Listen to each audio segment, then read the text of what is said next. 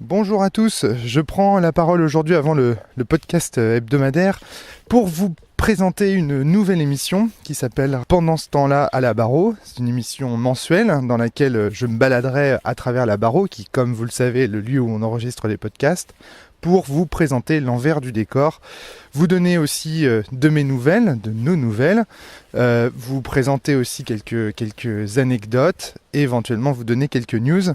Cette émission sera réservée à nos abonnés, aux abonnés de la cellule.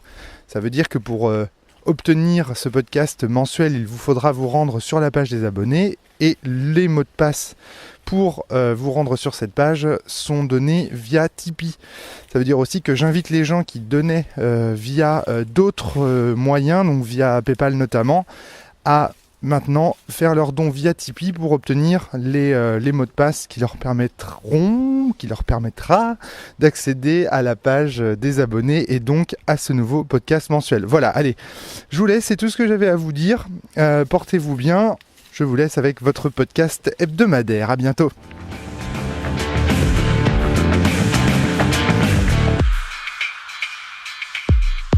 Bonjour à tous et bienvenue sur le podcast hebdomadaire de la cellule.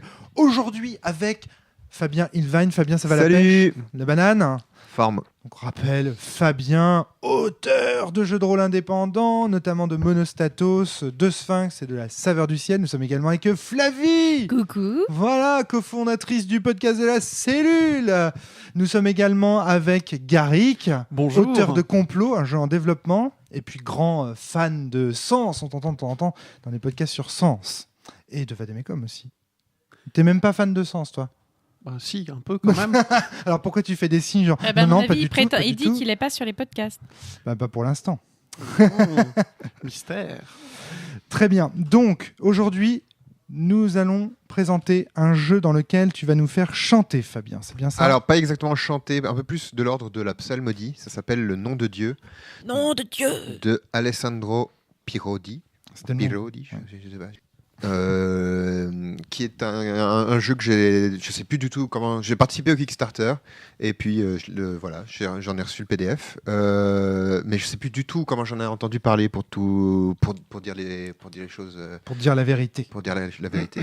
Je remarque que le dos de tes cartes est tout à fait étonnant. Il y a de nombreuses choses que nous mangeons en commun. Oui, bon, c'est parce que effectivement j'avais demandé le PDF pour l'avoir rapidement. Donc le jeu se présente sous forme effectivement de cartes. Ouais. Et j'ai effectivement collé avec mon petit stick UU de colle sur des boîtes de différents trucs. Il y avait ça, c'est quoi? Putain, la vache, le nombre de cartes. Fabien, tu me feras 3 heures de colle. Bah, c'est un peu ça. Ça m'a pris beaucoup de temps à tout coller. Mais Alors, je dois t'avouer avoir choisi ce jeu uniquement pour le nom. Nom de Dieu. Mon petit Mais je pense côté que un peu anticlérical était très heureux de. Mais là, le fait d'apprendre que ça va être chanté, dansé, tu vas bien plasmodié, aimer. je pense que je vais Je vous lis tout de suite le pitch. Donc les règles tiennent en 4 cartes recto verso, cartes à jouer. Donc le pitch, c'est tu es Dieu. Ça me convient. Tu es un Dieu. En fait, tu es un petit Dieu. Ça me convient moins bien. Tu as oublié ton nom réel et tu es coincé chez les mortels sans pouvoir, richesse, ni même un toit sur la tête. Tu es marginalisé dans une grande métropole moderne. Mais tout n'est pas perdu.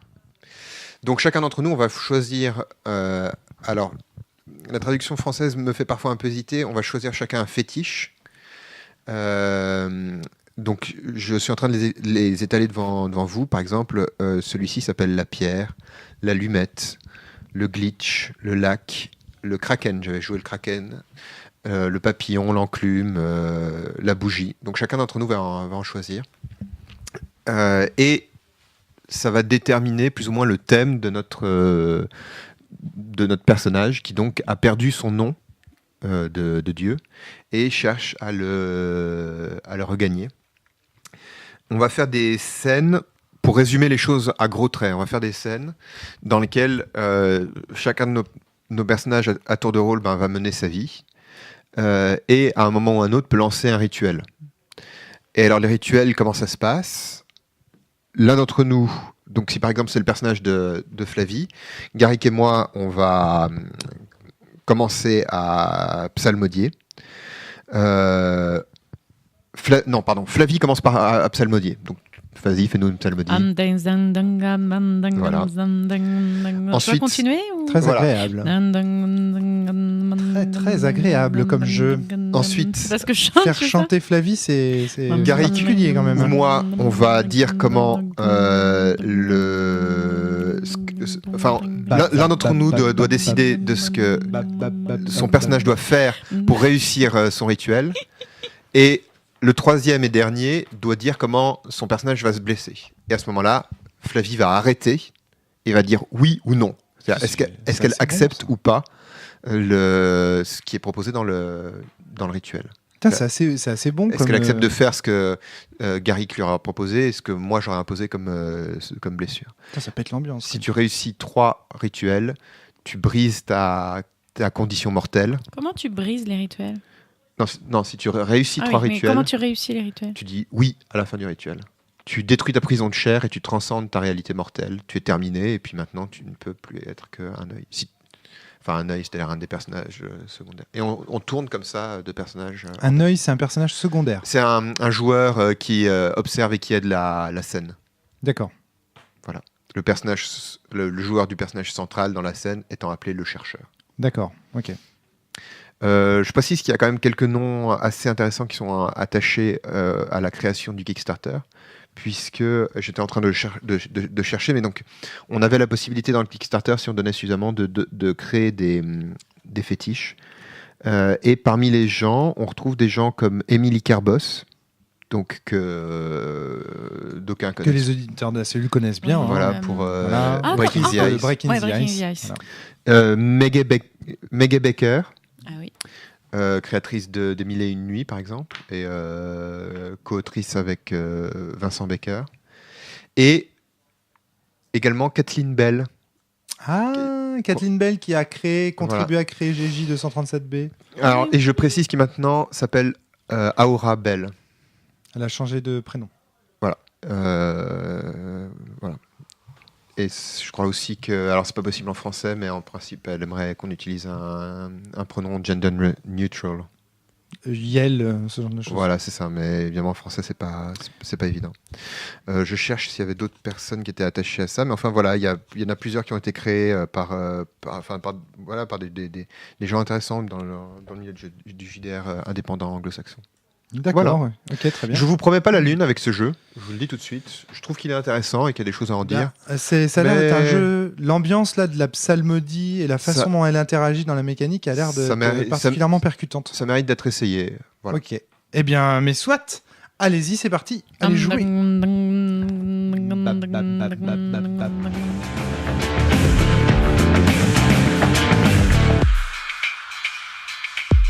Fin de la partie de Nom de Dieu. Alors, c'était comment ? Le nom de Dieu. J'ai adoré. Et pourtant, soyons honnêtes, au début, j'ai commencé et je me suis dit, j'étais presque un peu déçue. J'étais là, ça va pas être. Et en fait, c'est une tuerie, c'est une montée. J'en parlerai, j'ai pris plein de notes à un moment. J'ai fait une pause, j'ai dit, faut que j'ai plein d'idées et tout. Il va falloir que je prenne des notes. Je vais expliquer 2-3 choses sur lesquelles en fait j'ai tilté en cours de partie, mais globalement j'ai adoré. Ok, et votre ressenti à côté, parce que j'ai pas l'impression que ce soit la même soupe. Alors, non, moi j'ai vraiment beaucoup aimé. Garrick, okay. L'entrée en matière a été un peu compliquée. Voilà, j'ai mis presque un tour entier à me mettre dans l'ambiance, quoi, à me mettre dans le bain, puis après, une fois approprié le jeu, c'était parti, quoi. Je crois que t'as fait une décès à un moment, c'était tellement intense que tu jouais qu'en fait, on est resté Kevlo, Fabien et moi, on était là, oh, et en fait, ah oui, c'est vrai, faut qu'on dise des trucs. Alors, qu'est-ce qu'on fait dans ce jeu ? Alors, attends, et moi, laisse-moi... Bah, toi, tu connais le jeu déjà, donc j'imagine... Oui, d'accord, mais j'ai quand même droit à mon avis. Très bien, allez, je t'en prie, Fabien. En plus, moi, je suis un peu mi-figue, mi-raisin sur ce jeu. Je suis très content que Fly ait passé un bon moment et que Garrick n'ait pas eu le sentiment de perdre son temps. Moi, il y a des trucs que j'aime énormément dans ce jeu, mais pour résumer un peu mon sentiment général, c'est un jeu qui me semble inachevé, dans le sens où il a une très très très bonne idée de départ que je trouve vraiment être de premier ordre. Cette idée du rituel. Oui, c'est une intro. Moi, je veux la suite. De la psalmodie. Ouais. Et j'ai l'impression qu'on pourrait raconter... j'ai l'impression qu'on pourrait raconter des histoires super fortes. Ouais. Mais qu'à l'heure actuelle, le jeu ne nous le permet pas, parce qu'en fait, il y a très peu de résistance, il y a très peu de scénarisation, il y a très peu d'intrigue et tout. C'est-à-dire qu'en fait, on va très très rapidement à ce moment qui est incroyable, Au climax. au climax qui est le rituel, alors qu'il mériterait d'être beaucoup plus... C'est l'un Et des donc, soucis que je j'ai suis noté. entièrement On en parlera après, mais ouais. Et donc moi, ce que j'en retiens, et en fait, une fois que j'aurais dit ça, j'aurais presque fini mon podcast, parce que j'aurais pas tellement d'autres trucs à dire, c'est que j'ai très envie de reprendre cette idée-là dans d'autres jeux.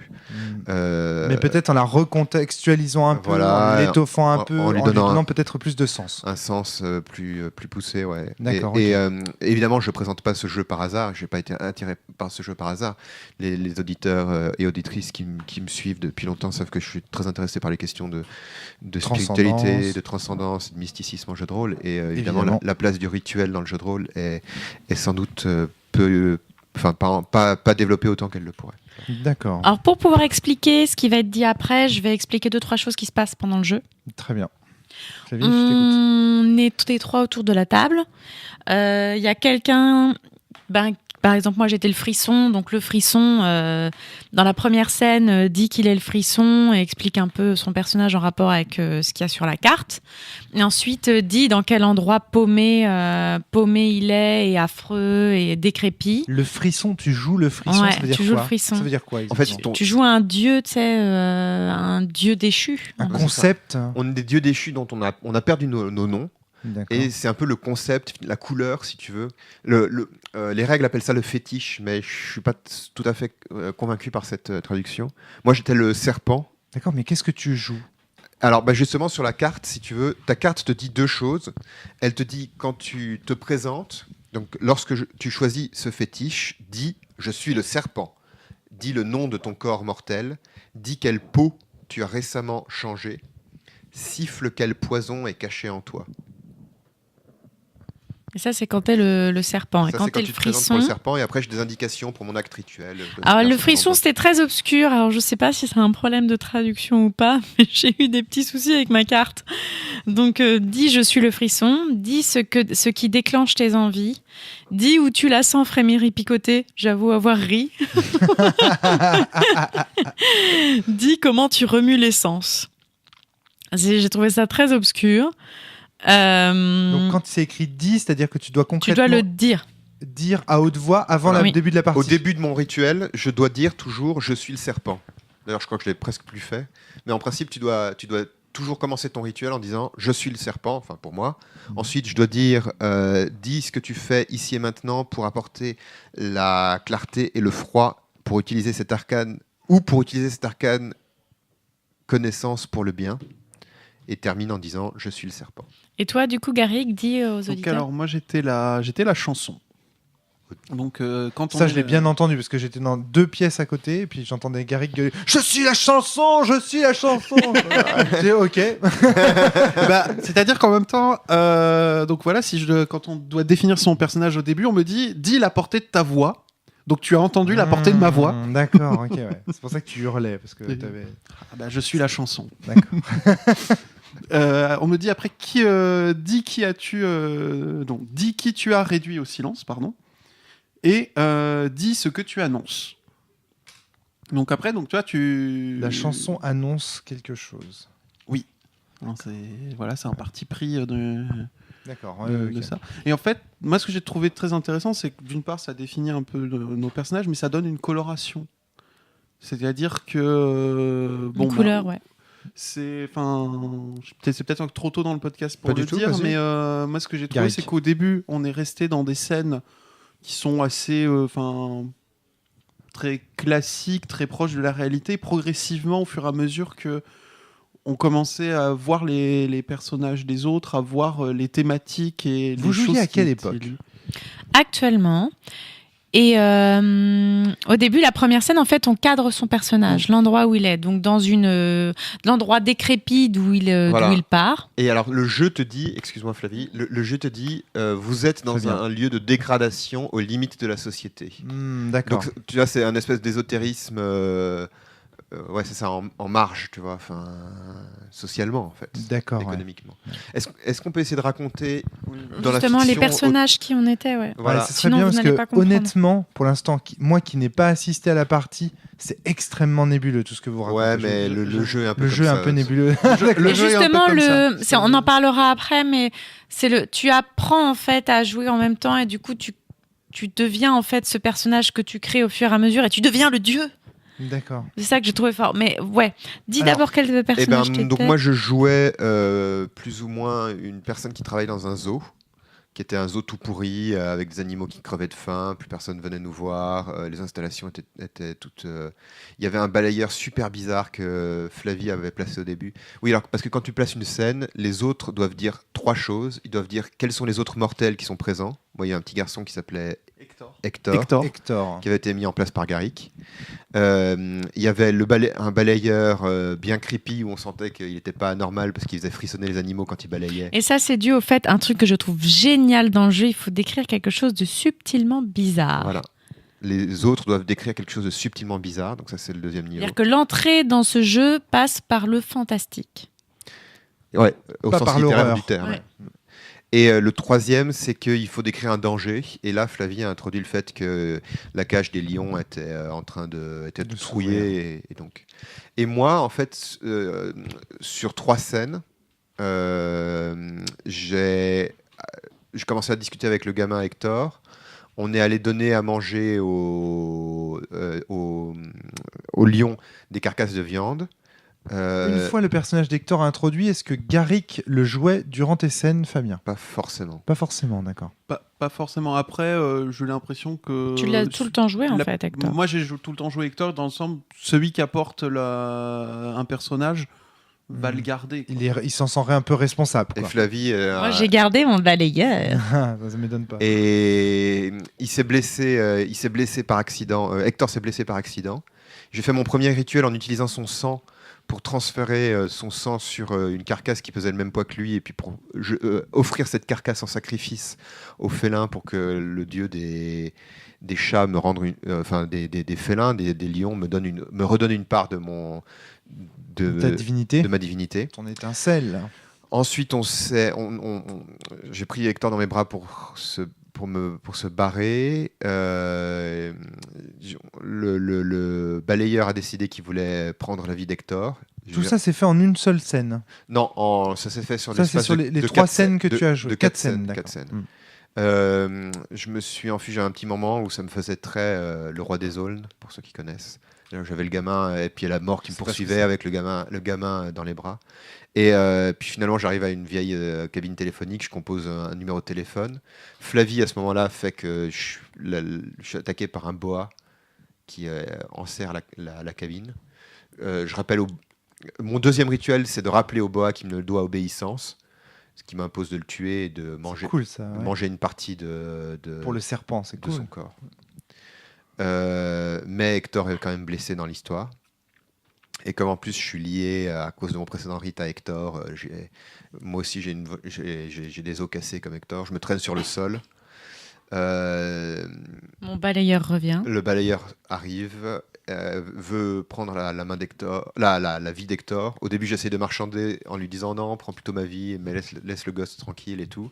Il refuse. Et mon dernier rituel c'est de Je voler. comprends pas ce que c'est qu'un rituel encore. Enfin, j'ai pas encore compris tout Mon à dernier rituel c'est de voler le nom d'Hector pour. C'est un acte reconstituer magique. fait. D'accord. C'est une réalisation magique. C'est-à-dire que tu réalises enfin, en tant que personnage, tu réalises quelque chose d'extraordinaire Ouais. qui tend à faire Te de toi une transcender. transcendance. En lien avec ton dieu. fétiche.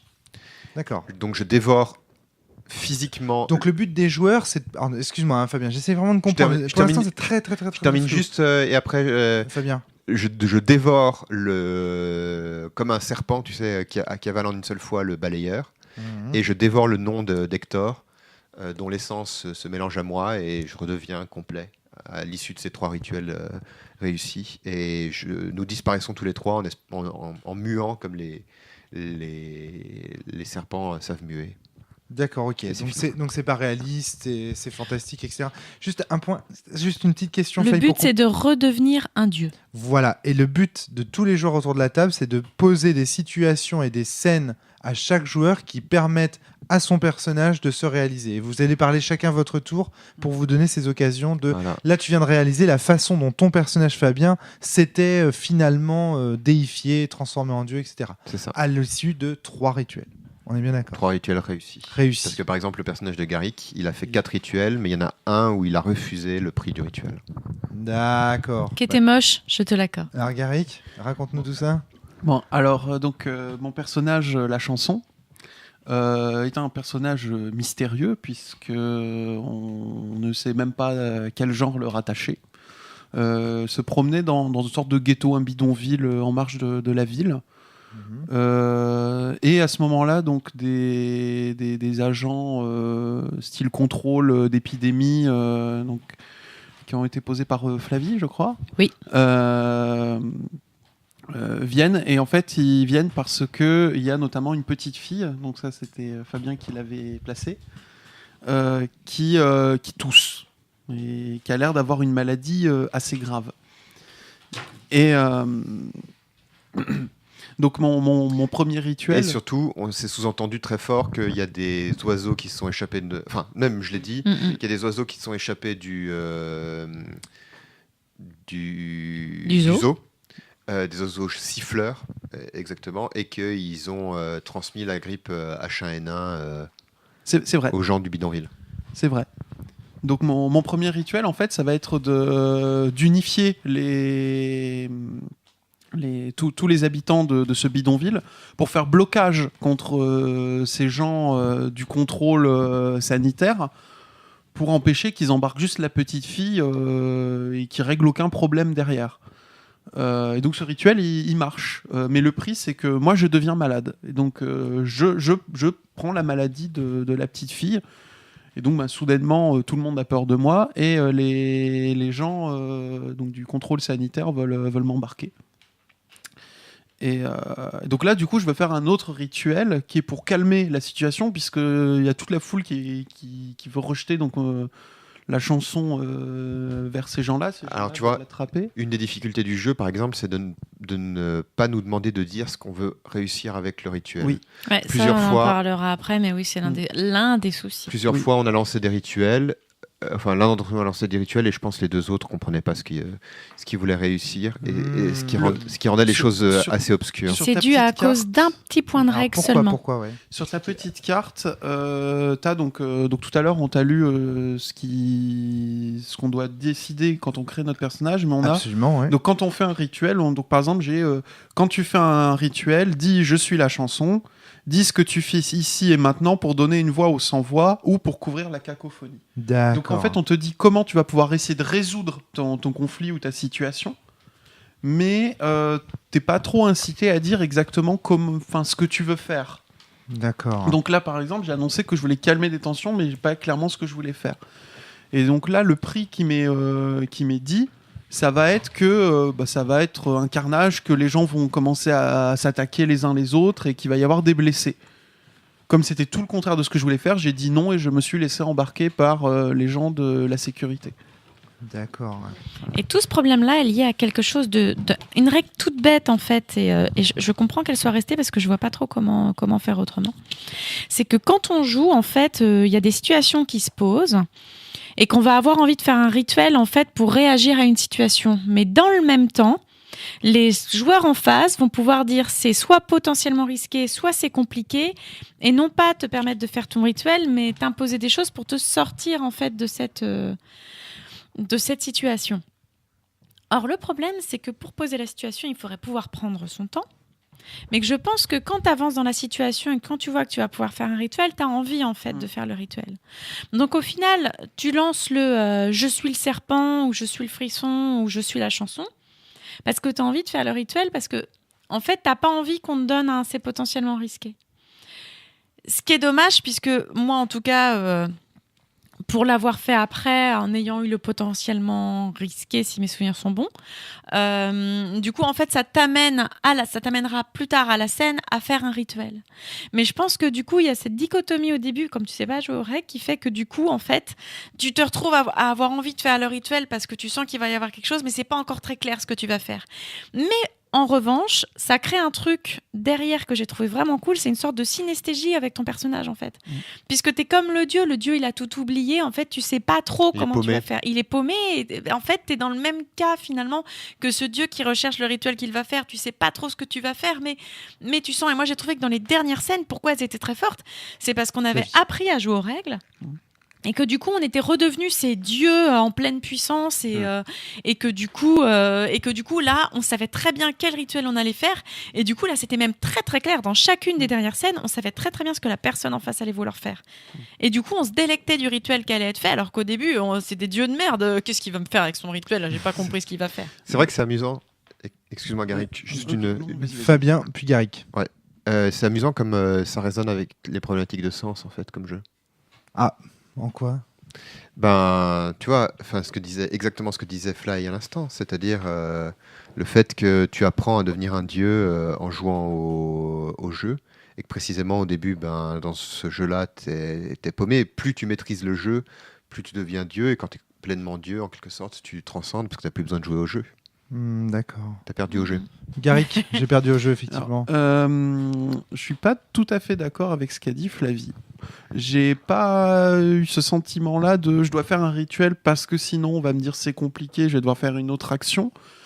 J'étais plutôt dans une situation où, dans une telle situation, le conflit me semble tellement important, tellement intense que seul le rituel me semble au niveau de ce que je veux résoudre.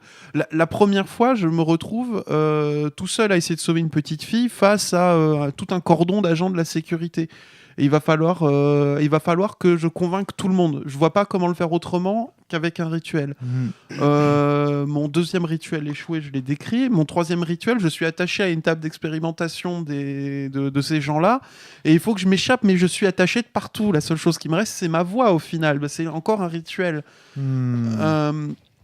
Tu veux dire que tes situations sont tellement extrêmes que pour t'en sortir, tu es obligé de toute façon de faire appel à un rituel. Oui, et je pense en fait qu'on se met volontairement dans des situations un peu extrêmes parce que c'est un peu ce que le jeu attend de nous. Tu as été dans des situations extrêmes. Pas moi, à part dans ma dernière scène. On peut terminer sur ce qui s'est passé une fois que tu as été attaché à la table. Alors une fois que j'étais attaché à la table, il s'est passé un truc très intéressant.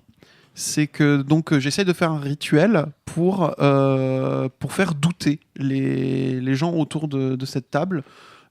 Puisque donc mon rituel, c'est marqué dans les règles que quand on rate un rituel, on doute de soi. Voilà. Donc mon troisième rituel, c'est d'essayer de les faire douter. Et là, on me dit, mais pour réussir, il faut que tu comprennes que tu es quelque chose de bien plus horrible, en fait, qui est au-dessus de la chanson, quoi. Voilà, moi c'est juste, je voyais Gary qui se donnait vraiment à fond là, il a commencé à avoir une voix grave. J'ai même sorti à un moment à Fabien, il va nous faire une chanson de métal, tu vas voir. Et j'ai dit, mais en fait, moi j'ai dit ce qui me semblait être l'évidence. Je disais, t'es au-delà de la chanson. J'ai pas dit plus grave. J'ai dit t'es au-delà de la chanson. T'es autre chose que la chanson. Et là, on a vu la vraie vision de Garrick. J'ai totalement changé d'avis sur toi maintenant, Garrick. Et le vrai prix à payer, c'est de reconnaître que tu n'es pas la chanson, que tu es autre chose. Et là, il s'est choisi une nouvelle identité. Et donc du coup, en plein milieu du rituel, je commence à crier « Je suis le dogme !» Ok, d'accord. Et voilà. Et donc. Et du coup, alors attends, parce que c'est quand même triché, c'est complètement triché, parce que du coup, il joue plus son personnage. J'ai changé de personnage en plein milieu du jeu, c'est tout. T'as le droit. Et du coup, ils t'ont donné une carte du dog. Non, mais je l'ai improvisé à partir de. On a fait des rillettes. Bricolé un peu. Mais c'était des vraiment bonnes rillettes. Sincèrement. Là, on a le droit. Quand c'est des bonnes rillettes comme ça, là, on peut. Et puis surtout, il y avait un côté. très clair-obscur, c'est-à-dire que ça suivait une scène où moi, à la fin, c'était très doux, très aérien, etc. Et là, on arrive sur le dogme. Et puis, Et juste, c'est tellement absurde après la scène que j'ai faite que c'était bon, quoi. Enfin, et puis il n'y a pas que ça, quoi. Il y a les mecs qui lui injectent la peste bubonique en sifflant, siffler en travaillant, la la la la la la la, tiens. on a bien rigolé. Et puis il s'arrache un bras et il sacrifie les gens autour de lui et il transcende. Là, je sais plus ce que tu nous as fait à la fin, mais c'était un truc de foufou, quoi. À la fin, donc ils me disent donc mon tout dernier rituel, c'est pour essayer de m'échapper. Et il me dit parce que les gens ils sont en train de la moitié a peur et l'autre moitié sont en train d'enclencher l'autodestruction du site, quoi. D'accord. Donc je dis le but là c'est de les convertir, quoi, de les ramener un peu sur le bon chemin. Et il me dit mais le prix c'est que tu vas devoir les tuer. Je dis ok, en fait je les aide, je les fais se transcender eux aussi. C'est-à-dire que je les prends avec moi et je les amène vers l'absolu, vers la vérité. Je suis le dogme et seul moi sais où je vous emmène. D'accord, ok. Je tiens à préciser. C'est un peu entité du mythe, je trouve, ce que tu racontes là. Peut-être. Ça fait un peu fin d'un scénario de l'appel de Cthulhu. Mais vu depuis Cthulhu, quoi. Ouais, voilà, c'est ça, mais vu du point de vue des grands anciens. Ouais, presque. Ou d'un je- cultiste, tu vois. Ou d'un cultiste qui se transcende à travers son. Je pense que c'est important de rappeler la façon dont se font ces rituels. Alors parce que oui, on a dit plusieurs fois que Garrick avait bien gueulé, parce que donc ces rituels, on commence.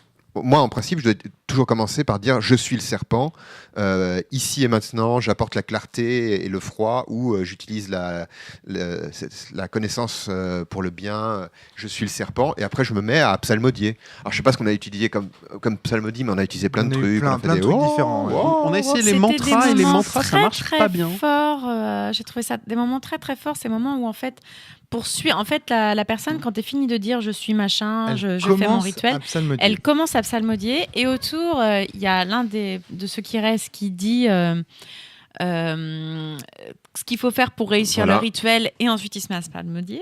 Ouais. Et le dernier dit qui va être blessé. Et ensuite, il se met à psalmodier. Et le rituel s'arrête quand la personne dit oui ou non pour savoir si elle accepte les conditions. Et t'as remarqué, ça, on a fini par le faire, mais moi je le faisais, je l'ai fait dès le début, hein, et on s'est un peu tous mis au diapason autour de ça. C'est que quand la troisième personne, quand on était tous les trois à psalmodier, on se laissait quelques secondes, Pour savourer. 10 quoi. secondes pour savourer Jusqu'au moment où la quelqu'un montée de disait, tension, là. oui, et Voilà, là, c'est tac, ça. tout le monde s'arrête. Voilà. Mais c'est très impressionnant. Est-ce qu'on peut le faire au micro? Parce que je trouve que ça donne bien en podcast. Allez, on entend une. Je suis le serpent. Je suis ici et maintenant. J'essaye de répandre la connaissance pour le bien en illuminant les yeux de l'Assemblée sur la vérité du bien et du mal. Pour réussir, tu devras dévorer les yeux de la personne en face de toi. Si tu réussis, tu devras comprendre que toute vérité n'est jamais qu'éphémère.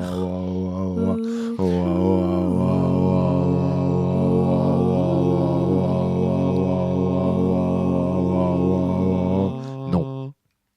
Voilà.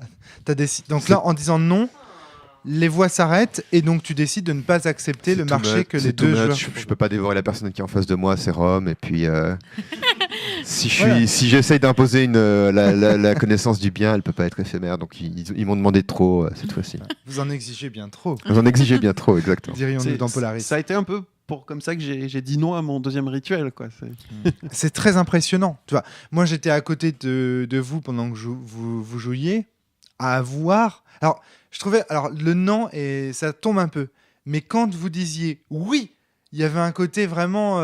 Déjà, la plupart du temps, quand vous disiez oui, vous en rendez pas compte, mais vous accompagniez ça d'une gestuelle ascendante. C'est-à-dire, vous disiez oui, et puis vous sautiez sur place, ou vous leviez les bras, Exultant. etc. Et c'est ça. Et du coup, et tac, et comme tout le monde s'arrête, ça crée une sensation de rupture ou de.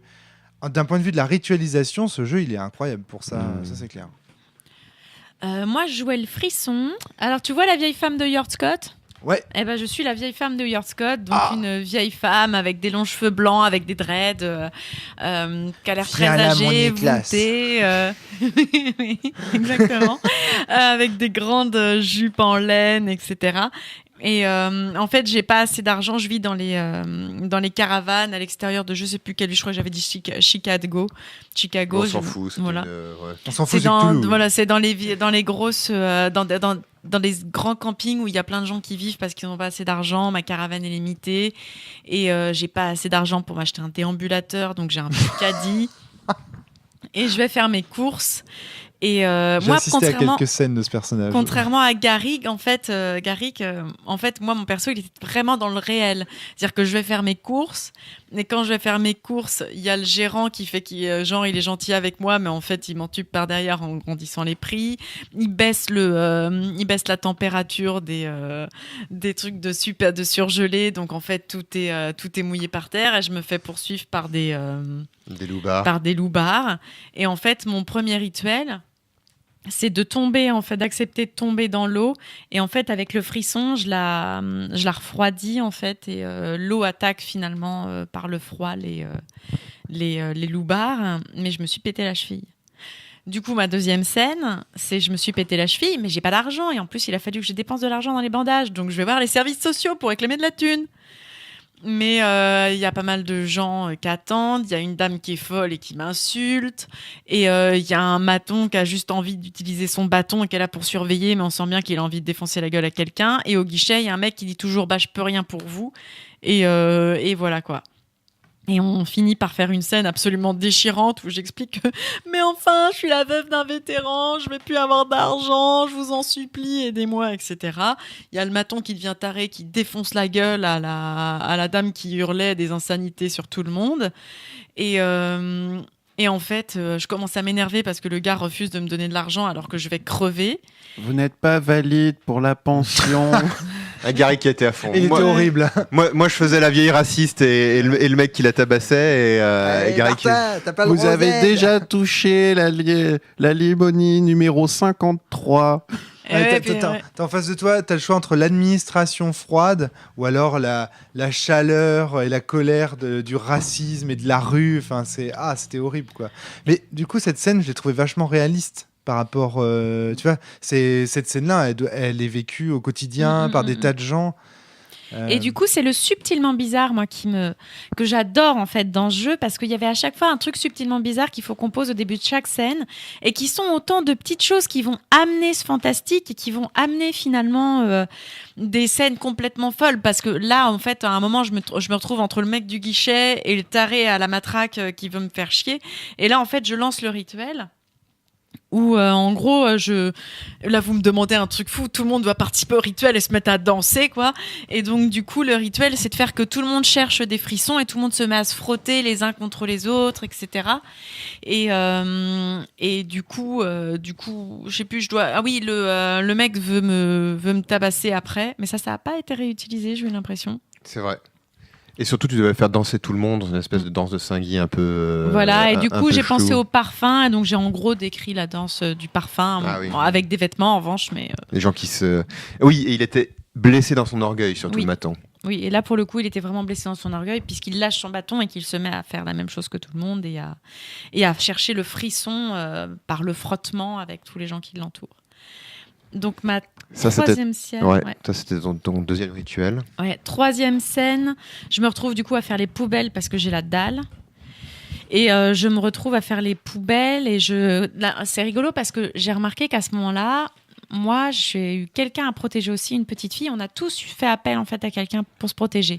Certainement que pour devenir divin, du coup, il faut pouvoir protéger quelqu'un, je pense. Mais avoir bien une sûr. vraie. Quelle vision Gryffondor ou je sais pas, pouf souffle de la divinité. Bien sûr, j'ai jamais Misérable. j'ai jamais été serpentard. Vous n'avez jamais fréquenté les vrais dieux. Mais je note qu'effectivement, à chaque fois, on avait la figure de l'enfant qui réapparaissait. Ouais. Et cette figure-là réapparaît là et des loupards sous forme de cafards et avec des cafards grouillants et des larves, etc. apparaissent pour en gros voler l'innocence de la petite fille pour être sympathique, et je m'interpose. précisément, moi, Prendre un quart de son regard. un quart de son regard, son sourire et une once de son innocence. Et donc, je m'interpose. Et là, ça devient très potentiellement risqué. Hein, et en fait, en m'interposant, la petite fille part, mais je commence à avoir des cafards sous la peau. Et donc, dernière scène, c'est mon rituel où, en gros, je deviens le frisson. Alors, pour ça, je devais faire un truc dégueulasse. Je devais faire un avec toutes les larves grouillantes, etc. Donc, je les mange. Puis, je les recrache. Et là, elles deviennent une sorte d'avatar de moi. Et après, on dit d'innommable, que ça génère du n'importe quoi. Mais sur le moment, ça paraît très très clair. Non, mais sur le moment que tu rigoles, sur le moment, ça avait énormément de sens en fait. Ouais. Ah. Ça avait énormément de sens parce que pour moi, ce qui se jouait et ce que Flavie a dit à demi-mot, c'est que elle définissait son personnage. Elle disait très clairement, le frisson, ça n'est pas l'horreur. Ouais, parce qu'en fait, je suis confrontée à l'horreur et en fait, j'étais aussi une réponse à pas mal de choses que tu as dites parce qu'à chaque fois, tu essayais de faire que c'était mon personnage qui avait amené le balayeur et... Ouais, j'avais laissé entendre que c'était lui qui était à l'origine de la peste. Voilà. Enfin, j'ai essayé de faire beaucoup de recyclage Oui. pour lier les trois scènes Ouais. et de compenser un petit peu comme ça, quoi. Ouais. Mais c'était Mais, des moins bonnes rillettes, je l'accorde. Mais du coup, en fait, c'était une réponse pour expliquer le frisson n'est pas l'horreur. Pour moi, en fait, quand j'ai choisi ce personnage, c'est parce que pour moi, le frisson, c'est par exemple les ASMR, dont je suis monstre fan. Et donc, du coup, le but, c'était de recracher toute cette horreur.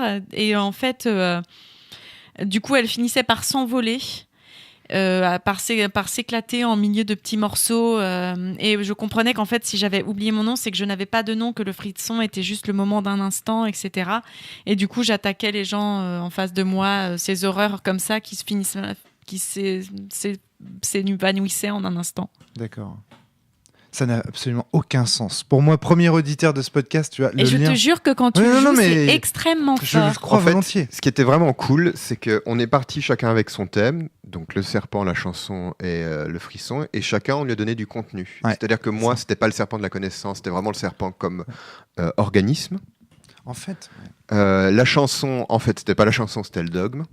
Ouais. Et Au début, si, c'était la chanson. c'est vrai, ouais. Au début, c'était la chanson qui unit les gens C'est pour faire un groupe C'est vrai, cohérent. c'est vrai. Au début, c'était la chanson qui devait ramener la paix. Et puis, bon, après, C'est ça a parti. amené d'autres choses. Quoi. Parti en Mais vrille, au hein. début, c'était la chanson qui unit tout le monde et qui apporte la paix quand même. Hein. Et chez Flavie, le frisson, Très bien. ce n'est pas l'horreur. Au contraire, c'est presque le frisson qui s'oppose à l'horreur. C'est intéressant comme situation.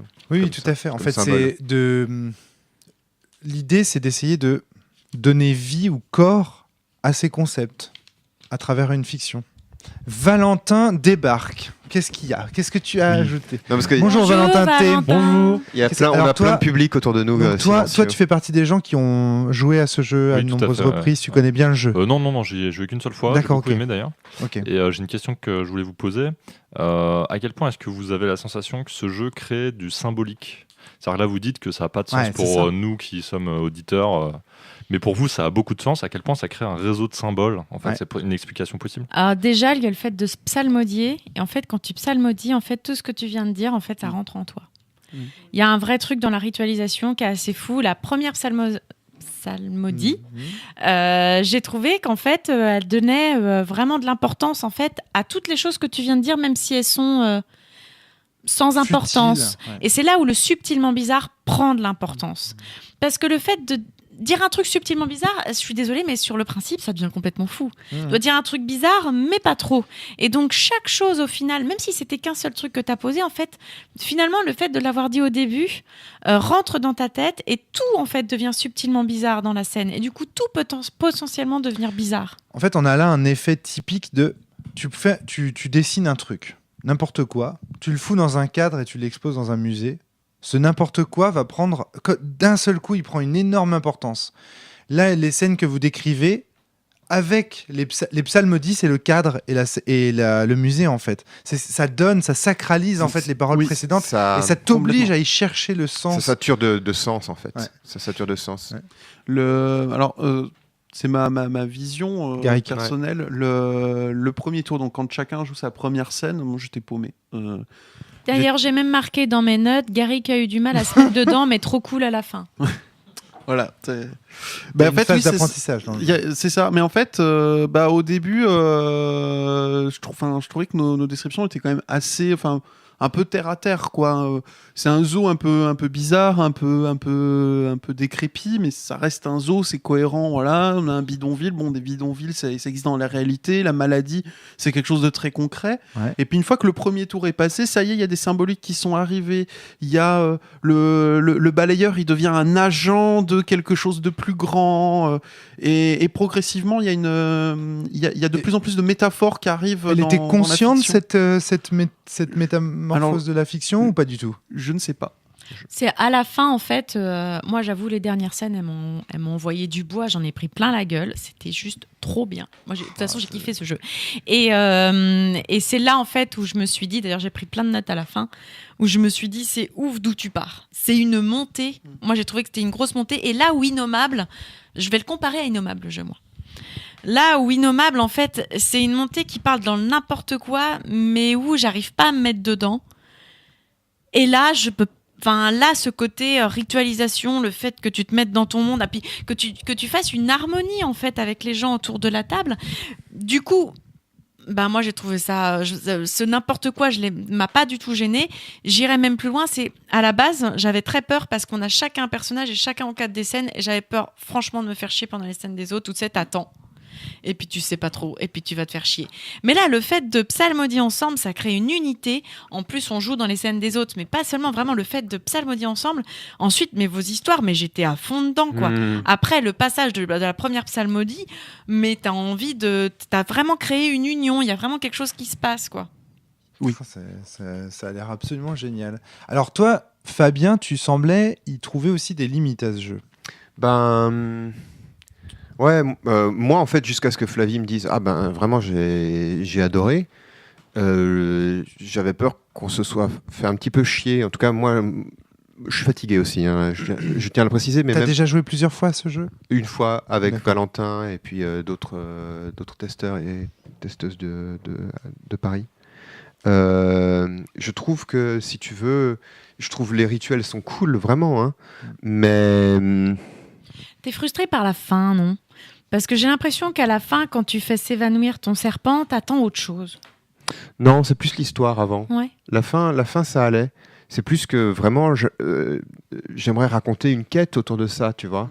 Là, un moment, je t'ai dit un peu, je crois que c'est toi, Fly, où tu as commencé tout de suite par ton rituel. Ah oui. Et je t'ai dit, oh là, mais offre-moi un verre avant, offre-moi des fleurs, quoi. Enfin, et c'est un peu ce sentiment-là, quoi. J'ai l'impression que, toi, évidemment que dans une relation amoureuse, le sexe c'est cool, mais ce qui se passe avant, ça me plaît aussi, quoi, tu vois. Pas de préliminaire, quoi. Il faudrait des... Et là, on allait tout de suite au truc le super intense, mais j'aurais l'impression que ce truc super intense prendrait plus de sens s'il était dans une histoire plus large. Plus étoffé. Et je trouve que les scènes aussi sont un petit peu décevantes parce qu'il y a très peu de résistance ou de mise en place d'une intrigue, il n'y a pas de résistance au sens Frédéric Saint-Essien du terme, de résistance asymétrique, tu vois. Tu racontes juste ton truc et puis à la limite, ouais, tu vois, comme Flavie, tu peux dire bon ben voilà, je commence mon rituel. Alors je fais mon rituel comme ça et puis allez hop, je suis le serpent et puis je me mets à psalmodier, tu vois. Il n'y a pas quand même une résistance engendrée par le regard des autres? Tu vois, elle est indirecte, mais le fait que... Et d'autant que le fait de commencer, moi après a pris du sens pour moi. C'est juste que je n'avais pas compris toutes les règles et que tu es un dieu qui cherche. Mais comme maintenant, toi, tu y avais si tu déjà devais y joué, rejouer... tu connaissais en fait les règles. Alors que moi, j'étais un peu au début dans le néant total. Je t'avais même dit, écoute, t'as beau m'expliquer, je comprends pas, on va jouer, ça va être plus clair. Mais du coup, Fly, ton intuition, si tu y rejouais maintenant, est-ce que Faut tu pas y n'aurais... rejouer. Ah, pour toi, c'est un jeu one shot. On y Faut joue pas une y fois. rejouer. Moi, j'ai vécu un truc trop cool. Maintenant, je sais y jouer. J'aurais pas la même montée, je pense. D'accord, ok. C'est intéressant parce que du coup, peut-être que c'est ça aussi qui pose problème ici, c'est que Fabien rejoue à ce Moi, jeu. la Et la première fois, ça La t'a donné première quoi? fois, j'avais pas été satisfait non plus. D'accord. Avec, ok. c'est encore différent la Je première vois. fois parce qu'on n'était pas 3, on était 5. Et à 5, la dynamique est très très différente. Alors les moments de rituel sont très intenses aussi parce que vraiment on fait trembler la pièce. 5 personnes qui psalmodient. Si vous avez mais de toute façon, si vous avez déjà assisté à des rituels religieux, des messes ou tout ce que tu veux, c'est les moments où tu pries ensemble, c'est toujours des moments qui sont très puissants. Très très intense. Et donc c'était encore différent, mais j'avais pas été très satisfait non plus exactement pour les mêmes raisons, parce que j'avais l'impression que Mais ce qui est rigolo, c'est que ce jeu, pour moi, n'est pas une quête. C'est là où, du coup, oui, je pense que tu dois être très déçu. Parce que ce jeu n'est pas du tout une quête de la divinité qui est en nous, ou quelque chose comme ça, tu vois. Ce jeu, en fait, c'est tu retrouves la mémoire. Mais d'un coup, c'est assez rapide, en fait. C'est la fin, j'ai envie de dire, d'une quête. Oui, tout à fait, c'est ça. Ouais. Mais j'aimerais bien savoir comment on est. Tu vois, si je te dis. Pourquoi ils étaient par terre, pourquoi ils étaient sur terre, pourquoi est-ce qu'ils sont là, qu'est-ce qu'ils ont fait dans leur vie qui a fait qu'ils sont arrivés là alors qu'ils ont certainement essayé de faire des trucs divins avant. C'est comme si, tu vois, je te raconte une histoire, je te dis, et là, il monte en haut d'une montagne, il tient l'anneau dans ses mains, il le jette dans la lave et il brûle. Et c'est tout. Et c'est fini. Ouais. Et c'était intense, c'est cool, mais d'où vient l'anneau? Qu'est-ce que c'est que cette montagne? Pourquoi il est là? Ouais. Il est venu sur des aigles, ça lui a pris 1 heure. Garrick. Ça a évité la mort de Gollum. Mon impression, enfin, c'est ma lecture toute personnelle de ce qui est dit là. En fait, il y a une mécanique de résolution des conflits dans le jeu. Puisque donc, quand on fait une action, un autre joueur peut dire on n'a pas encore parlé, c'est vrai. C'est risqué. Si c'est risqué, il faut qu'un autre joueur dise ok, tu peux y arriver, mais non. Il dit tu y arrives, mais ça va te coûter ça. Voilà. Et donc une autre. Et ça met fin à la scène surtout. Et ça va mettre fin à la scène. Donc, on peut aussi faire une action. Donc à tout moment, au cours de la narration, J1 est en train de parler, le joueur, joueur 2 peut dire oula, ce que tu es en train de décrire là, c'est risqué. Voilà. Risqué pour qui? Ou c'est compliqué. Pour le personnage? Pour le personnage. Par exemple, non, même pas. C'est risqué ou c'est compliqué. Voilà, d'accord, c'est ok. tout. Et à ce moment-là, J3, donc on est d'accord, c'est J2 qui dit c'est compliqué, Voilà. et c'est J3 qui doit dire pourquoi c'est compliqué. Et... Oui. Okay. Et donc alors il y a poser c'est des risqué. conditions. Si c'est risqué, J3 va dire tu vas réussir, mais il va y avoir telle conséquence. Il va y avoir tel prix à payer. Il va y avoir une blessure, un problème. D'accord. Si c'est compliqué, J3 va dire pour réussir, il va décrire la complexité de ça. D'accord. Et le rituel, en fait, c'est jamais qu'une action qui est à la fois risquée et compliquée. Ouais. Et en fait, au final, il y a une mécanique de résolution des conflits. Et j'ai l'impression de ce qu'il en émerge, du coup, c'est qu'au final, il n'y a qu'un seul type de conflit. C'est celui qui est résolu par le rituel. Il y a peu de conflits intermédiaires, en fait. Alors, c'est pas exactement comme ça que c'est présenté dans les règles, mais d'accord. Mais c'est comme ça que je l'ai compris. Mais ce sur quoi je suis tout à fait d'accord avec toi, c'est que il y a 2 manières de se sortir des situations un peu bloquées. Sacrifier ou ritualiser. C'est ça, si j'ai bien compris. Ouais, c'est ça. Et sacrifier, c'est vraiment pas intéressant. Je veux dire, à côté du rituel qui est tellement cool, donc il faudrait dire, voilà. Moi, je pensais la même chose. Je pensais que c'était pas intéressant. Ouais. Et en fait, à un moment, je l'ai fait. Et c'est en fait intéressant pour justifier le rituel après. Parce que ça t'apporte un climax où soit tu fais le rituel, soit t'es mort. Et, ou alors t'es vraiment, ça devient de pire en pire, quoi. Tu peux pas t'en sortir autrement. Moi, je trouve que ça donne un... Moi, je suis contente d'avoir fait le rituel au début et d'avant mon dernier rituel, d'avoir eu un moment où du coup, je me faisais défoncer la gueule. Parce que ça donne vraiment une importance au rituel que tu fais, en fait. Good point. Ouais. Pas mieux. Mais c'est toi-même qui choisis. Ouais. Et donc, du coup, même si ça donne de l'importance... tu choisis, mais c'est pas toi qui décides comment tu vas te faire défoncer la gueule et c'est pas toujours très sympa. Exemple, regarde de ma première scène. Je veux bien ma première scène, je dis à Hector, hey Hector, ça te dirait qu'on aille nourrir les lions ensemble? Donc, et là, Flavie dit, ouh, c'est risqué. Alors, on voit les gens qui s'occupent des enfants qui sont responsables. Allez, viens, on va nourrir les lions près d'une cage totalement rouillée. Tiens, prends ces morceaux de bidoche et approche ta main de la gueule du lion. Oui, c'est risqué. Garrick dit ok, vous nourrissez les lions et tout, mais il manque de se faire bouffer. Hector manque de se faire bouffer la main. Il retire sa main un peu vite et il s'ouvre le bras sur un vieux picot rouillé de la et ça saigne de partout. Donc là, fin de la scène. Fin de la scène. Paf, on passe à la scène de Fly. On fait un tour de scène, on revient à moi. Là, c'était pas mal parce qu'en l'occurrence, j'ai pu dire j'ai eu cette idée de me dire oui, je vais utiliser ce sang pour sanctifier la bidoche et puis faire un sacrifice humain qui n'en est pas un, quoi. Enfin, pour m'éviter d'avoir à sacrifier Hector, parce que j'aurais été embêté de sacrifier Hector.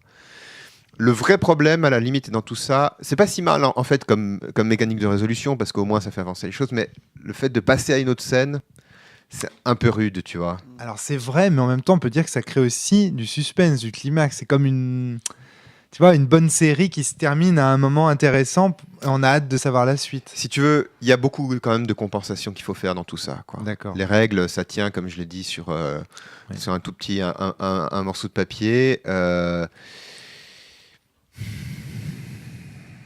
Je pense qu'on pourrait, à peu de frais, sans faire beaucoup d'efforts, on pourrait faire un truc plus intéressant. D'accord, ok, très bien. Est-ce que vous aviez d'autres choses à ajouter sur ce jeu ? Moi, j'en retiens que la ritualisation ici crée une mise en valeur des propositions faites par les joueurs et que cette mise en valeur-là peut avoir des vertus. J'ai un truc à dire qu'il me manque à la fin du jeu. Moi, la fin du jeu, c'est le petit truc sur lequel... La fin du jeu me laisse sur ma faim. Je voudrais qu'à la fin du jeu, on puisse décrire une scène où on est un dieu. Parce qu'on décrit la dernière scène où on se transforme et tout. C'est le podcast, ça, non ? Non.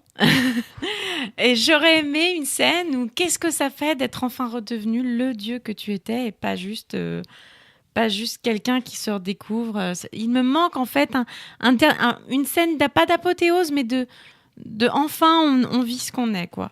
Ouais. Parce que juste avoir vu te transformer, t'évanouir dans les airs, ça me suffit pas, Fabien. J'aurais aimé savoir ce que c'était qu'être un grand serpent. Regarde le personnage de Gary il était trop génial à la fin où il dit j'emporte ces âmes avec moi. Mais seul moi, ça va. Mais à la fin, tu l'imagines tel le dogme. Et là, c'est trop bon, il n'y a pas besoin de rajouter quoi que ce soit. Tu l'imagines tel le dogme de Batman à arriver, regarder le monde et susurrer à Trump. Oui, tu as raison, tu es le bien. J'aurais eu aucune envie d'écrire, de faire une scène où je suis le dogme et je ne sais pas ce qui se passe. Je trouvais que moi j'aimais bien la fin que, moi aussi, que ça a donné pour mon perso. J'étais de toute façon incompréhensible pour tout le monde, y compris moi-même Fabien. Donc, c'est ça. Donc j'avais plus besoin de rajouter. Mais j'entends ce que tu dis. Ouais. En tout cas, c'est vrai qu'on aurait pu avoir envie d'un épilogue ou d'une forme de. Pour continuer cette merveilleuse métaphore que tu as fait au tout début du jeu. Attention. T'endors pas tout de suite, on pourrait fumer une clope. Mais oui, effectivement, ouais. Je pense que ce que tu disais tout à l'heure un truc intéressant, Rome, et avec Valentin, on a eu pas mal de réflexions cet après-midi sur la question de la religion. Ce qui est intéressant, c'est que ce dont je me rends compte, c'est qu'effectivement, je sais pas le dire mieux que ça, mais le rituel crée du sens. C'est-à-dire, c'est pas parce que je sais ce qui se passe que j'arrive à faire un rituel qui a du sens, comme on te le dit souvent, tu sais, du genre mange l'hostie, et puis, enfin, tu vois, l'hostie elle se transforme dans le corps du Christ, donc ça te permet de tu vas mieux maintenant, hein, ton âme est lavée. En réalité, c'est dans l'autre sens. C'est le rituel qui fait du sens. Qui fait du sens, à condition, à mon avis, que tu te soumettes volontairement au rituel, tu vois. Enfin bon, je vais pas développer mes réflexions là-dessus, mais je suis vraiment convaincu que la religion, c'est un truc qu'il faut faire qu'il faut approcher beaucoup plus quand tu es adulte et quand c'est une demande personnelle et que c'est surtout pas un truc qu'on doit t'imposer quand tu es enfant. Enfin, ça, c'est une autre problématique, un débat pour une autre fois. Ou pas de la même façon, en tout cas, pas avec une ritualisation comme ça. C'est le rituel qui donne du sens et non pas les propositions précédentes qui donnent du sens au rituel. Voilà. On ne fait pas le rituel parce qu'on y est... Enfin, c'est compliqué à dire ça. En tout cas, le rituel renforce le sens, tu vois. J'ai envie de dire que du point de vue de la pédagogue, j'ai envie de dire qu'en fait, c'est souvent une erreur que font les adultes. En fait, ce sens-là, les adultes l'ont. Et donc, du coup, ils apprennent en fait aux enfants à dire ben non, tu vois, ça a du sens. Donc, mange-toi aussi, tu vois, ça va très bien se passer. Mais en fait, c'est un truc que tu ne peux comprendre que lorsque plus tard tu as vécu de nombreuses scènes de ritualisation et qu'à un moment ça a fait tilt. Mais sauf que tu as tellement intériorisé ça qu'en fait tu oublies finalement d'expliquer ce moment où ça a fait sens pour toi. Et en fait, tu n'as que la fin du chemin que tu dis en fait à l'enfant. C'est un problème qu'il y a très souvent quand on essaye d'expliquer. Ça s'appelle les savoirs transparents. Je vous conseille d'aller faire un petit tour là-dessus. Mais ça, est-ce que c'est pas valable aussi quand tu veux montrer un film à ton enfant? Tu voudrais qu'il accède tout de suite aux épiphanies ou aux sensations que tu as ressenties quand tu essayes de montrer Star Wars. Par exemple, mais oui, tout à fait. Tu essayes de montrer Star Wars à ton gamin, puis tu voudrais que, tu vois, ça lui fasse un peu, que ça lui produise un effet un peu similaire à ce que...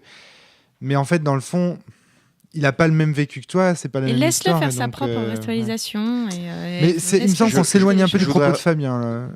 Il me semble, enfin peut-être quelque chose. Je réfléchis en parlant, hein, donc. Mais peut-être que ce que je comprends aussi, c'est que le rituel permet de faire descendre une explication ou un sens des choses, de faire descendre depuis quelque chose de très intellectuel, donc une proposition qui est dissible, à quelque chose qui est beaucoup plus... ça se voit pas, mais je suis en train de baisser ma main de ma tête vers mon ventre. Quoi. Mais non, mais complètement. Quelque chose qui est beaucoup plus inconscient, tu vois, à faire descendre le rituel, à l'intégrer, même dans ton corps. Si vous avez déjà prié pendant longtemps ou récité des sutras pendant longtemps, même pas forcément longtemps, même de quelques minutes, ta voix, parce que à cause de la manière, fait vibrer ton corps, intègre quelque chose. On peut même donner un exemple. Si je dis par exemple, il y a de l'eau dans ce verre, tout simplement comme ça, et si je le dis comme ça, et sans psalmodie et sans ritualisation derrière, je fais juste référence au monde. Mais si je dis, il y a de l'eau dans ce verre, et puis que d'un coup tout le monde se met à psalmodier, la proposition, il y a de l'eau dans le verre, et la psalmodie nous contraint à l'analyser d'une façon complètement différente, sacrée, comme si cette eau... Enfin, en tout cas, elle s'appelle Robert Paulson. En fait, elle... oui, mais oui. Et dans Fight Club, il y a des tas de moments justement comme ça, où, de par la musique, la résonance, par exemple, il y a des effets sur la voix d'écho, c'est-à-dire qu'ils rajoutent des effets de réverb sur certaines paroles, etc., qui sacralisent la parole. Si je dis un truc et que je rajoute un effet de réverb, si je dis une proposition A et que je rajoute un effet de réverb sur la même proposition, ça donne tout de suite, parce qu'on a l'habitude d'entendre des curés parler dans des espaces grands, etc., ça donne tout de suite une dimension à la phrase, genre « il y a une bite dans mon caleçon ». Et si je vous dis ça comme ça, et puis que c'est amplifié, etc., c'est comme un... J'ai des images immondes avec t'as cité l'église avant, non, et du coup...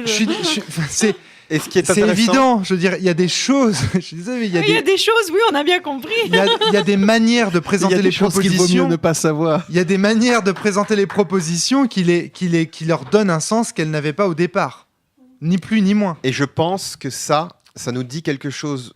Parce que là, on dit plutôt les choses. Ça nous dit quelque chose sur la religion. Tu vois, c'est-à-dire que certaines propositions, dans certains contextes avec le rituel, prennent un sens supérieur, mais ça nous dit aussi quelque chose sur le jeu de rôle. C'est-à-dire que j'ai l'impression que le jeu de rôle, avec toute la dimension de ritualisation dont on a beaucoup parlé avec Valentin, avec un écran, avec une manière de dire les choses, avec une manière de se réunir, avec une manière de s'adresser les uns aux autres, un ensemble de symboles, tout un monde de symboles qu'on crée, fait aussi que les propositions qu'on a en jeu de rôle ont une valeur... peuvent avoir une valeur supérieure. Disons que la ritualisation peuvent engendrer, justement, peuvent colorer les propositions. Comment le dire autrement? Valentin, tu as été invoqué à de bien nombreuses reprises, je trouve. Vas-y, prends le micro. Valentin. Qu'est-ce qui se passe? Mon nom est Valentin, je suis là. Non. Je ne suis pas un Valentin de pacotille. Je voulais rebondir un petit peu sur ce que tu disais, Romaric, je t'en prie.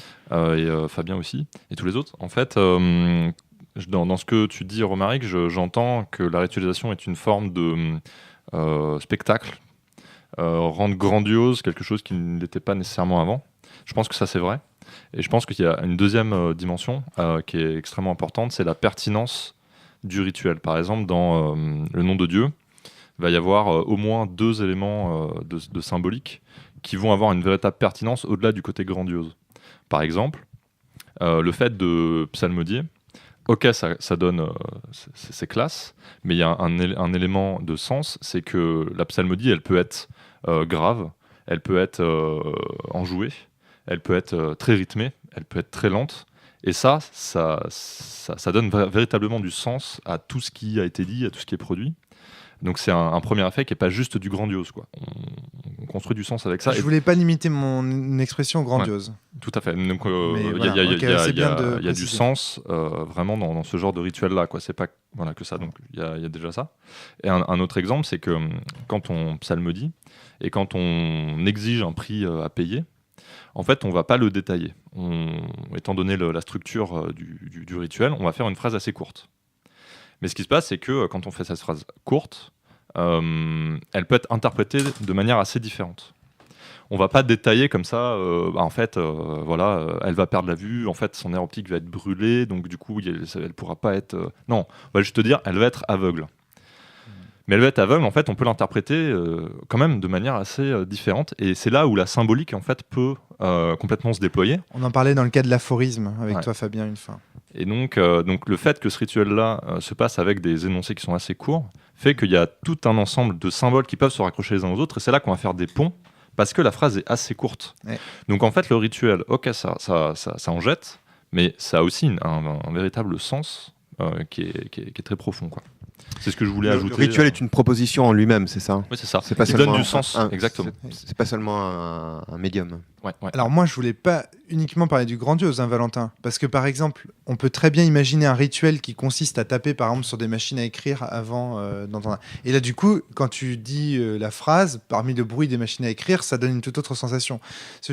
Moi, ce que je veux dire, c'est que ça colorise les propositions. Ça peut les rendre grandioses, comme ça peut les rendre ridicules, comme ça peut les rendre drôles. Quand on utilise de la musique, par exemple, dans ces parties de jeu de rôle, on n'est ni plus ni moins en train de coloriser les propositions qui sont énoncées. Ça utilise une dimension comique, etc., etc. Et pour moi, c'est une phase d'orientation du maelstrom. En ce sens, le rituel et les techniques de visualisation sont des techniques de canalisation, en fait, des propositions comme les autres. Valentin, tu voulais intervenir Pas seulement. Le rituel, pour moi, a deux autres... Le rituel a un effet d'hypnose aussi. Qui, pour moi en tout cas, qui fait que du coup... Et la musique, pas du tout. Ah si. Si, mais je te parle du rituel. Oui, bien sûr. Okay. Donc le rituel peut y en avoir pas, ou ne pas en avoir, la musique, tu vois. Le rituel est là. Je trouve qu'il y a un effet d'hypnose, en fait, dans le rituel, dans le fait qu'il revienne régulièrement et que du coup... C'est presque même un conditionnement, on pourrait dire. Il y a un côté qui arrive là-dedans et qui, du coup, dans le jeu, en tout cas, a fait qu'on était... de plus en plus dedans. Au final, on était presque conditionnés à toujours essayer de retrouver en fait certaines choses dans le bizarre, dans la déification, etc. Et cette ritualisation, voilà, elle amène aussi ce genre de choses. Complètement. Mais pour moi, ouais, les psalmodies colorent les propositions de cette manière-là, c'est aussi parce que nous, en tant que joueurs, on s'inscrit dans une histoire culturelle dans laquelle les psalmodies sont associés aux religieux. Et ça, c'est très important. C'est-à-dire que les propositions en fait, sont colorisées aussi en fonction de...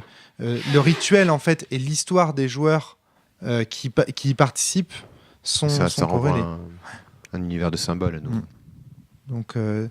je trouve, on peut pas l'expliquer uniquement par l'hypnose. Il y a un truc que je trouve étonnant dans ce jeu, pour partir sur une toute autre direction. Je trouve étonnant cette idée de nous dire tu dois être dans un lieu de dégradation aux limites de la société. What ? Qu'est-ce qui fait Pour moi, ça fait référence à Aristote. Ah oui. Un homme qui n'est quelqu'un. Je vais pas la retrouver exactement. C'est quelqu'un qui n'est pas un. Si tu n'es pas dans une société, tu es soit un animal, soit un dieu.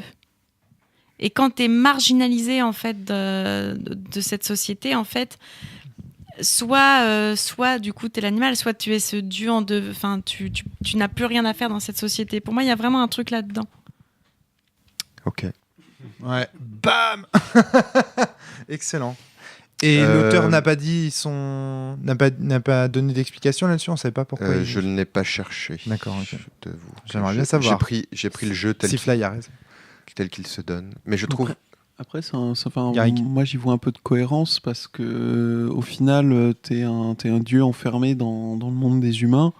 T'es pas à ta place et tu te sens pas à ta place et donc tu vas aller dans des endroits où c'est la place de personne.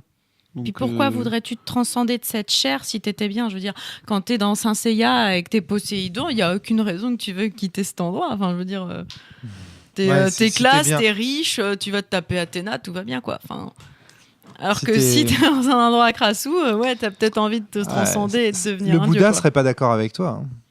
Tu vois ce que je veux dire? C'est-à-dire que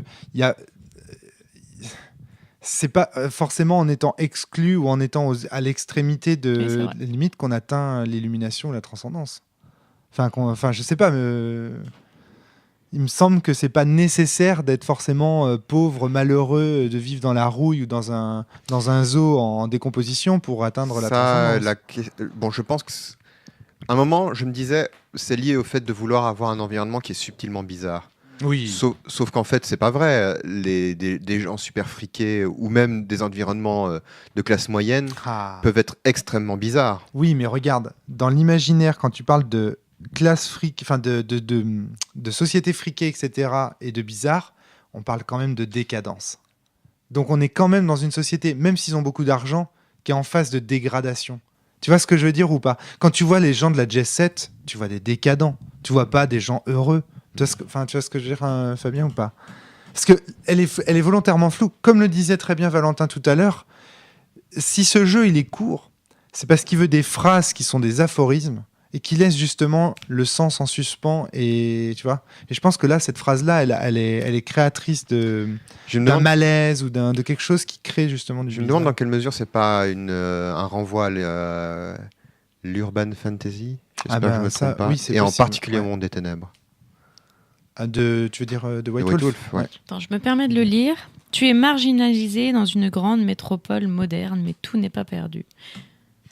Et l'autre réflexion, c'est... Après, c'est peut-être le ressenti de l'auteur aussi. La partie sur la création des... Ah oui, je ne serais pas surpris que l'auteur soit un métropolitain qui se sente parfelement marginalisé. Moi, je t'avoue que... Vous êtes dans un lieu de dégradation limite de la société. À Paris, il m'arrive d'avoir des trucs... Il y a pas longtemps, il y avait 2 mecs à côté de moi, dans le RER, discutaient de prouesses pornographiques, mais qui relevaient de Cronenberg, quoi. Où ils racontaient des trucs, et je me disais, mais... Déjà, il racontait ça à voix haute. Je me disais, putain, il y a peut-être des gamins à côté. J'ai fini par me lever, par me barrer. Et j'ai vraiment eu un sentiment de subtilement bizarre, quoi. Parce que je disais, mais c'est juste... je veux bien qu'ils se la ramènent, mais même en se faisant mousser, sans mauvais jeu de mots... Sale, mais drôle. Qu'est-ce que... Salmodie, je dirais. Je sais... Enfin, bon... C'était hors du monde, quoi, comme expérience, d'avoir quelqu'un qui te décrivait des actes où tu dis, mais what? Comment? Enfin... Et là, ça aurait été trop bien d'être plusieurs à avoir joué à ce jeu puis à se dire, allez, devant la session, pour leur créer un sentiment incroyable. Ça aurait été juste incroyable. T'imagines les mecs qui te regardent. Bah ouais. Mais moi, ouais. S'il fallait trouver une explication à cette phrase, moi, je prendrais celle-là. Je pense que l'auteur, il parle de lui-même. C'est lui. Je pense que ça fait vraiment référence aussi à de l'urban fantasy. Je suis assez d'accord avec toi. Puis, je vais pas retrouver son nom. Celle qui avait dit que ce qu'avait écrit Tolkien, c'était nul. China Miéville, et dans China, ça me fait référence aussi beaucoup à China Miéville. C'est pas un mec, China Miéville? J'en ai aucune idée. Il me semble. China, pour moi, c'est China, pour toi, c'est le Cobra. Que les griffes du Cobra te déchirent. Un peu de ça. China, souffle-moi dans le cul, ma panthère. Ce podcast part en couille. Et du coup, ça va être ça très fait un compliqué. moment, hein. Ça fait 2-3 ans, non?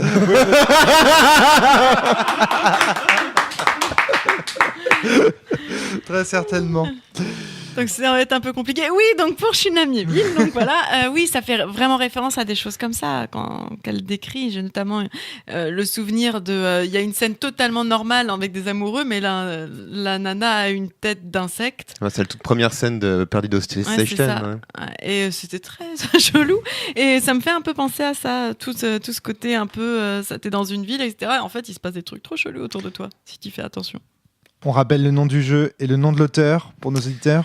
Donc, le nom de Dieu, Alessandro Pirodi, www.unplayablegames.tk. Je sais pas ce que c'est TK comme... Jouez-y et ressentez l'illumination. Jérôme, tu veux encore intervenir n'importe comment. Quoi Mhm. Non, mais c'est bien ici. Combien pour... J'ai amené mes sous, là. Je peux typer la cellule? Merci. Il faut typer la cellule.